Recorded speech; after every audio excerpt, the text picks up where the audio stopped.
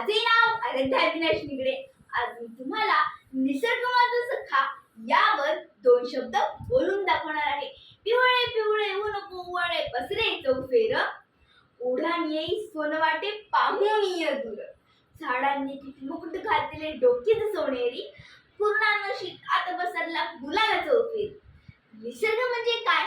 सभोवताली असलेला सूर्य, चंद्र, झाडे, पशु, पक्षी ही सर्व सजीव राजसृष्टी हाच निसर्ग होय. हा निसर्ग हे पर्यावरण फक्त आपल्या मनुष्य जीवनासाठीच नव्हे तर संपूर्ण चराचर जीवसृष्टीसाठी भरभरून देत असतो.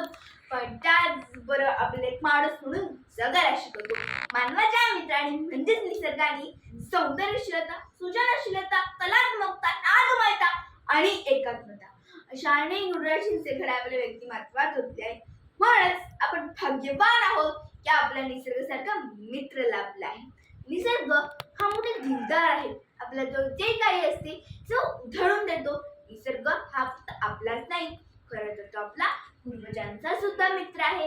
काही तर आपले संपूर्ण जीवन निसर्गाच्या सानिध्यात घालवले. संत तुकाराम महाराजांनी निसर्गाला म्हणजेच वृक्षवल्लीला सगळे सोय म्हटले आहे. कवयित्री संत यांना आपल्या एकाकी जीवनात अंगणातील झाडांची साथ संगत शिकवते. ह्यावर मला आठवते, निसर्ग माझा सखा सोबती बालपणीचा मित्र खरा, त्याच्या सानिध्यात काही एकादिता जण सोहळा. निसर्ग ठेवी सुखी आम्हाला न दी कर दुःख आम्हा. निसर्ग हा फक्त आपला मित्रच नाही, खरं तर आपला माता पिता. निसर्ग आपल्याला भरभरून देतो.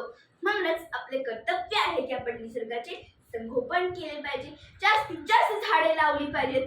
म्हणूनच निसर्ग हा आपला खरा मित्र, सखा, सोबती आणि गुरु सुद्धा आहे. जाता जाता मला संत तुकाराम महाराज यांच्या दोन ओळी आठवतात. वृक्षवल्ली आम्हा सोय रे, वनचरे पक्षी सुस्वरे आळवीती. धन्यवाद.